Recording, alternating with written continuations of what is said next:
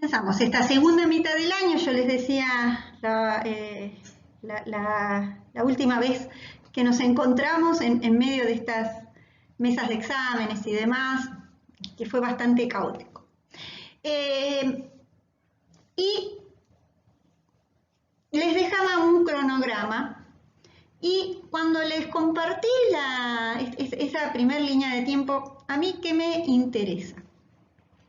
Diríamos, para pensar política educativa, las distintas políticas educativas, es necesario que pensemos en qué contexto, en qué marco se instalan estas políticas educativas, ¿no? Es decir, ¿quién hace política educativa? ¿Qué es la política? ¿No? Y bueno, ahí hablábamos de la diferencia entre lo político y la política, y dentro de ello las distintas políticas que pueden ser políticas públicas, políticas desarrolladas por el Estado a partir de concebir de que la educación, desde esa modernidad que veníamos planteando, pasa a ser una actividad del Estado, ¿no? Entonces nos íbamos a ese mundo de la Ilustración, nos íbamos a ese marco y contexto del liberalismo, y nos íbamos a pensar en un contexto en donde surge como una función, ¿no?, la educación en el Estado, ¿no?, para el Estado. De manera de que ya deja de ser, lo que decíamos la otra vez, un derecho individual, ¿no? Un derecho, podríamos decir, personal, ¿no? Es decir, ¿quién se encargaba de la educación? La Iglesia. La Iglesia habla de la persona como derechos del alma, ¿no? Tiene la educación, ¿no? Es decir, la misión, la evangelización está vinculada y necesita de ese proceso educativo. Entonces, la educación y la evangelización están unidas, ¿no?, en esta manera de comprender que se venía desarrollando, podríamos decir, desde el mundo medieval hasta lo que podríamos decir la modernidad. Con pensar la consolidación de lo que es la figura del Estado, por eso le dimos hincapié a pensar qué es el Estado, según O'Donnell, por qué la función del Estado, qué función tiene. Pensar el Estado es pensar el Estado-nación, que define fronteras, que tiene una unidad, que tiene una capital, que cobra impuestos, y aquí aparece las distintas posturas, implica una sociedad formada por ciudadanos, y entonces la educación se liga a constituirse en un derecho, y en las líneas keynesianas va a ser un derecho social, ¿no? Entonces, por ello hablábamos del Estado, y por ello hablamos del Estado y la necesidad de pensar esta figura del Estado. Y por eso nos íbamos a 1880. No significa que antes no hubo, que era lo que yo les planteaba, sino que en 1880 se termina de consolidar entonces el Estado Nacional, y en ese marco de consolidación del Estado Nacional aparece esta idea de poner en disputa, de tensionar relaciones con la Iglesia en esa mirada liberal, y tomar en sus manos la responsabilidad de la educación. ¿Para qué? Para formar argentinos, ¿no? Este dispositivo, ¿no?, que convive con la concepción de la escuela normal. En ese marco es que hay que pensar la ley 1420, sobre la que... Ay, me quedó largo el video. Sigo en el próximo, si no quedo hablando sola. Vamos a hablar de las distintas políticas que se dedican a una temática específica como es la educación. Y si hablo de políticas, hablo de Estado. Y si hablo de Estado, hablo de público. y habló obviamente de cómo ese bien se va a distribuir y se va a pensar. Y hay este esquema lo tomo de Cristina Díaz, que es una politóloga argentina sumamente citada, estudiada, muy generosa. Fue profesora mía en políticas públicas, justamente. Rosarina ella. Y esta idea, para pensarla, en que toda política pública es una decisión que implica lo político, en el sentido de lo que trabaja Chantal Mouffe, ¿no? Por eso me parecía importante leer ese texto, ¿no? En donde qué concepción de lo político marca filosóficamente para después tomar decisiones. ¿Por qué? Porque si ustedes ven, el primer cuadradito dice surgimiento e identificación del problema. A ver, que algo sea visto, y esto lo hemos hablado ya varias veces, como un problema, es una definición política, ¿no? Es decir, a ver, si yo no creo que la salud sea un derecho, entonces no voy a ver como problema que no todos accedan a contar con salud, porque no es un derecho universal, sino que es una mercancía, de manera que el que puede pagarla puede obtenerla.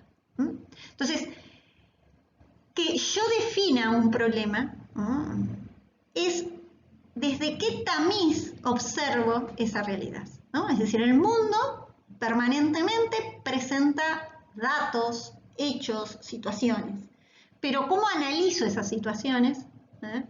Y cómo frente a esas situaciones defino problemas es el primer escalón de definición de una política pública, ¿no? Entonces, y eso tiene que ver con definiciones ideológicas, posiciones ideológico-políticas, diríamos, dentro de lo político. Una vez que tengo identificado ese problema, lo incorporo a lo que se llama actualmente agenda pública, ¿no? Esta idea de que tal tema entre en la agenda, se ha escuchado, ¿no? ¿Qué significa? Que tenga una visibilidad social de manera que se lo vea como problema, ¿no? Que no sea solo un problema para mí, sino que pueda tener, ¿no? sino que pueda tener una visibilidad como problema. Muchas veces ciertas situaciones se ven desde la sociedad civil y se llegan a los gobiernos y demás, es decir, qué sé yo, se puede ver un problema que tenga ligado a la contaminación, lo plantea la sociedad civil, porque políticamente, porque el gobierno de ese momento no lo considera problema, pero ciertos referentes de la sociedad civil lo empiezan a observar y lo plantean como problema, logran, ¿no? Entonces plantean un problema. Si ese problema empieza a tener visibilidad, empieza a entrar en la agenda pública, empieza a ser tema de debate, tema de movilización, ¿no? Es decir, las distintas maneras que se puede visibilizar e ingresar en la agenda pública, se produce lo que es la etapa del diseño de la política pública. O sea, que se produce un proyecto, una planificación, una formulación de posibles soluciones a ese problema. Armado el proyecto, se toman las decisiones. Y luego, un momento que no se suele tener mucho en cuenta, que se pasa a la etapa de implementar esas decisiones. ¿Quiénes la van a llevar a cabo a esa política? Es importante cuando se formula y se diseña la política pública, pensar quiénes son los beneficiarios, es decir, ¿para quiénes? ¿Quiénes son los beneficiarios de esa política pública? ¿Quiénes serían los sujetos que se va a ir definiendo desde esa política pública? Y no solo importa la decisión, el diseño, el planteo de la política, sino quiénes la van a llevar a cabo, ¿no? Cuando hablamos de la ley 1420, el impacto, y esto es, hay 3 leyes que yo siempre digo en las mesas de exámenes, y ahora estoy así como media, porque estoy fresquita de mesa de examen, que son básicas y que las tienen que sí o sí saber leer, entender, explicar y comprender. Y diferenciar y comparar. Si no, no pueden pasar por política educativa. Ley 1420, que es la que marca un poco, y son parte de nuestra idea, la denominada, que ya hemos trabajado, ley federal, y la educación, y la ley nacional de educación vigente. Las 3 leyes, sancionadas en 3 momentos distintos de nuestra historia, y que tuvieron continuidad, se pueden analizar como parte de este diseño de política pública. Vieron un problema. Estos hombres de la generación del 80, de 1880, vieron un problema. Dice, si yo me siento en un café y veo pasar a las personas, la mayoría de estas hablan en otro idioma y no saben leer y escribir, son analfabetos. Por el otro lado, andamos caminando y nos asombra que las colectividades, en especial la italiana, hicen sus propias banderas en sus propias escuelas, canten su himno y no tengan, es más, se pensó Buenos Aires, es decir, Argentina, como la nueva Italia se había planteado, ¿no? Es decir, y no tengan este sentido de nacionalidad. Entonces, se vio un problema, ¿no? Se define el problema, se lo vio como problema, se lo incorpora en la agenda, bueno, la agenda pública de ese momento era, bueno, bastante reducida, pero se lo incorpora como problema. Se buscan soluciones, se crean instituciones, organismos oficiales, dictar una ley, definir una ley, buscar los votos, armar la ley, escribirla. Eso es parte de una política pública. ¿Y quién va a implementar esta ley que cristaliza esta política, pero que no es la política, ¿no? Eso ténganlo en claro. Y las que lo van a implementar van a ser los maestros, los y las maestras, ¿no? Y entonces ahí se vincula con lo que ustedes analizan de la escuela normal, del normalismo, para poder pensar en la implementación de esta ley 1420, ¿no? Es decir, ¿quiénes son los actores? En este caso, como estoy planteando una educación pública, ¿quiénes van a ser los actores que lleven a cabo, que implementen esta política? La importancia de la escuela normal. Y luego vendrá claramente, ¿no? el otro momento se me hizo larguísimo, de la política pública va a ser analizado a partir de la evaluación de la política. Bueno, no siempre se llegan a hacer esas evaluaciones, pero sí, en el caso de la política de educación cristalizada en la ley 1420, pudo ser revisada y reformada por momentos y mejorada porque aparecieron nuevas instituciones a lo largo de la historia en, podríamos decir, estos primeros años, ¿no?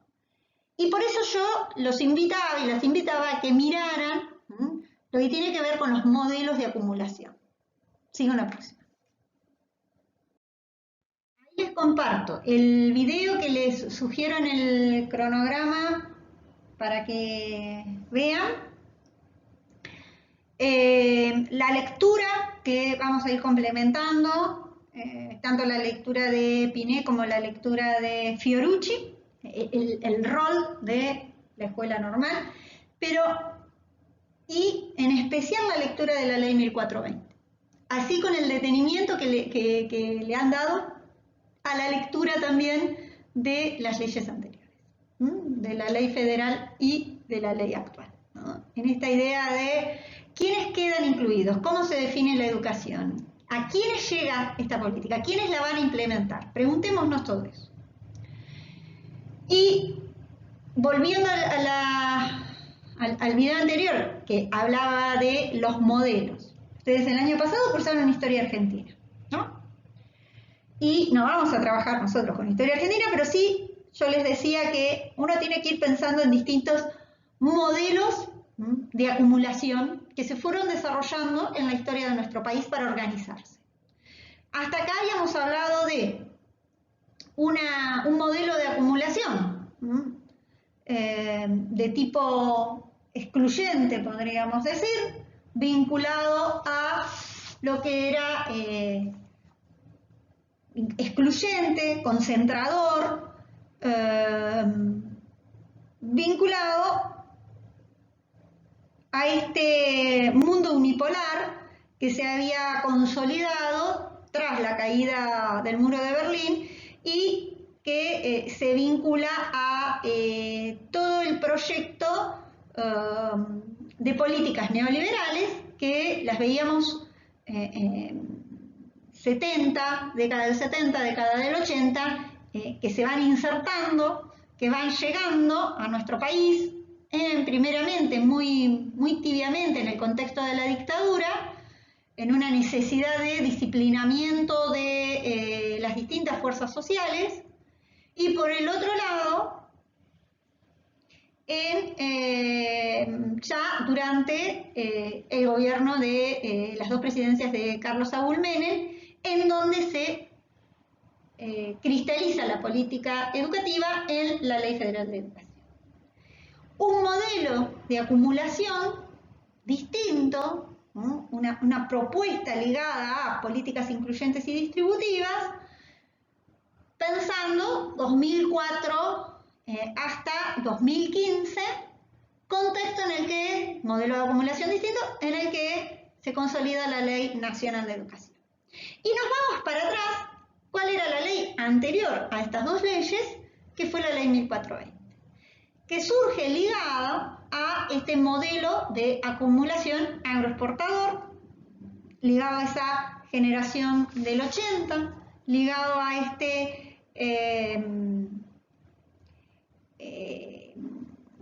idea de Argentina como granero del mundo, ligado a la consolidación y la construcción del Estado Nacional, en donde se terminan de definir las fronteras, decíamos, en donde se definen provincias y los nuevos territorios.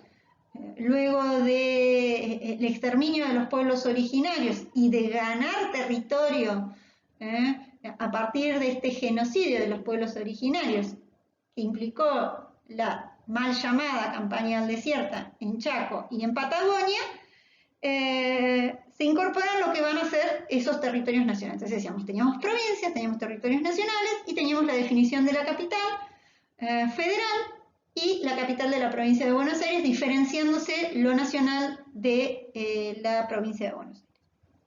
Y por el otro lado, este Estado que va a, como toda definición de Estado, que tiene el monopolio de la fuerza física,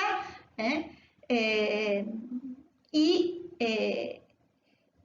por otro lado, esta búsqueda de consenso, de construcción de consenso, a partir de distintos aparatos ideológicos o a partir de distintas instituciones ligados al pensamiento liberal de la generación del 80, que también va a ir mechando con todo el desarrollo del positivismo,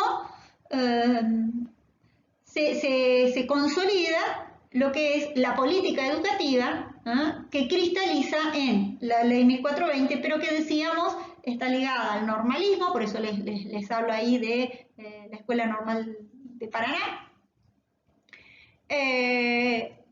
el congreso pedagógico que se produce antes de la sanción de la ley, poner en agenda, poner la discusión, ¿no? La ley Lainez, que decíamos, implicaba a las provincias es muy importante leer no solo la ley 1420, sino también frente a la excusa de que no tenemos plata, las provincias no disputaban poder con la iglesia. Piensen en las provincias del norte, piensen en Santiago del Estero, piensen en Salta, piensen, ¿no? Es decir, provincias muy antiguas en donde había una fuerza conservadora y una presencia de la iglesia muy fuerte, por lo tanto ningún gobernador tenía ganas de sacarle este poder a la iglesia y arrogarse el poder sobre esta educación pública. Entonces, bueno,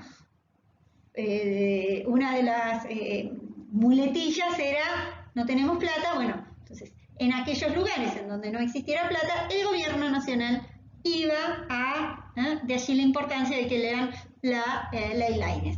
Y bueno, obviamente, esta idea de un Consejo Nacional de Educación, esta idea de pensar en una institución que organice, que diga qué se lee, que diga cómo se estructura, cómo se van a hacer los programas de estudio, ¿no? ¿Por qué? Porque también la educación se está consolidando como se está definiendo, ¿no?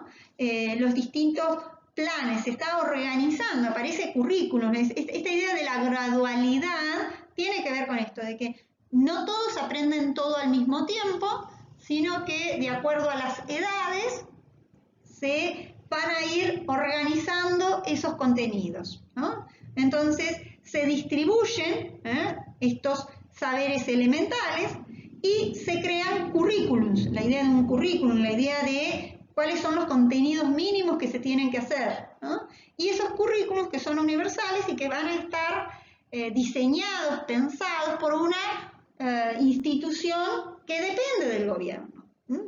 La gradación. Por el otro lado está este surgimiento de una literatura especializada, como el caso de los textos escolares, los manuales empiezan a aparecer, ¿no? Porque aparece una nueva necesidad editorial. ¿Y quiénes van a escribir los libros de texto? Porque esos libros de textos tenían que estar enfocados a esas edades, ¿no? Ya no era y aparece este grupo de especialistas que van a ser los maestros, ¿no? Los maestros que son los que ponen en funcionamiento esta política pública.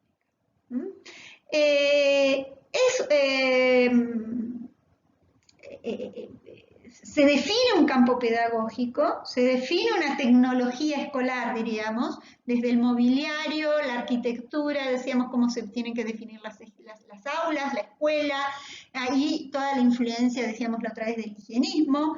Se define el sujeto pedagógico, se define a quién le voy a enseñar, y esta idea de un sujeto incompleto, esta idea de un infante normal, en donde a ese niño se lo va llevando hacia un camino de conocimiento para constituirse, por un lado, en un ciudadano, ¿no? Pero por el otro lado también, y por eso hablábamos de que estamos ligados a esa modernidad y estamos ligados al capitalismo, en, primeramente, un miembro de esa sociedad capitalista, ya sea que asuma un rol como capitalista o como obrero, ¿no? O como empleado. Pero también es el que observa esa organización, ¿no? Decíamos, bueno, cuando toca el timbre hay un disciplinamiento también, ¿no? Llegar a horario, ¿no? En ese espacio hay un modo de controlar el tiempo, de manejar el tiempo distinto al de la vida cotidiana, ¿Cómo va a ser el día de mañana en una fábrica o en cualquier lugar de trabajo? Hay un tiempo que se organiza de otra manera, ¿no? Y por el otro lado, ¿no?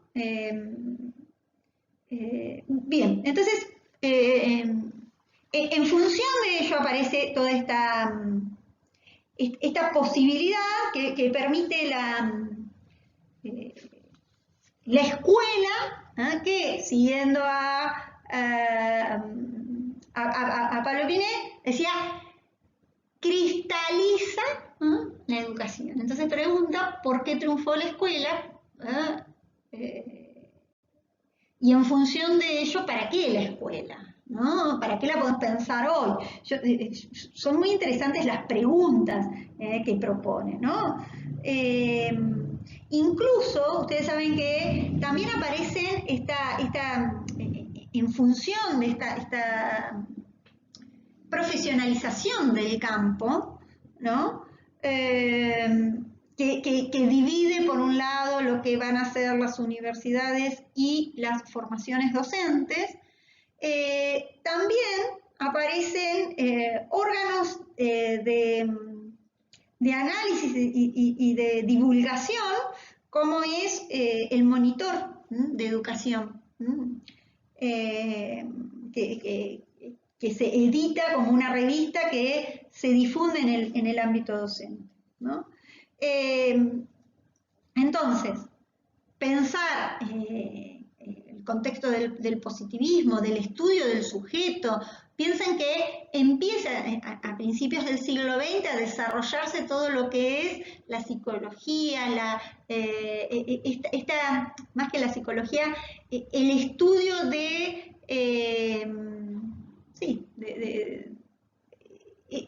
ese estudio de cómo se comportaba el niño, ¿no? Obviamente muy influenciado desde las ciencias médicas, ¿no? Aparece esta idea de la necesidad de la medición dentro de la escuela para ver si eran cuerpos sanos, ¿no? Y es la escuela el gran lugar para distribuir, para comunicar, ¿no? Es decir, sigue siendo nuestro espacio de intercambio, ¿no? Es decir, no sé, podrá tener muchas críticas, podremos, si algo somos en esta asignatura, somos críticos con las distintas maneras de concebir la escuela, pero sabemos que solo desde esa mirada crítica podemos revisarla para mejorarla, pero no sé, yo hasta ahora no veo ninguna otra institución que pueda superar la escuela, porque también se piensa la escuela cuando Irigoyen estipula el uso del guardapolvo blanco, era la posibilidad de que todos los niños y niñas eran iguales, ¿no? Es decir, no había uno que iba con una ropa y otro con otra, para que no haya esa diversidad. Aparece esta idea del guardapolvo blanco, que después fue mal vista como esta idea del uniforme, a mí me uniforma, ¿no? Pero también era una manera de generar es decir, todos iban con la misma vestimenta y se igualaban. Con eso quiero decir que ni tan pelado ni con peluca, ¿no? Es decir, analizar todas estas medidas en función de los contextos y en función de políticas y de la concepción de lo político que se estaba pretendiendo implantar.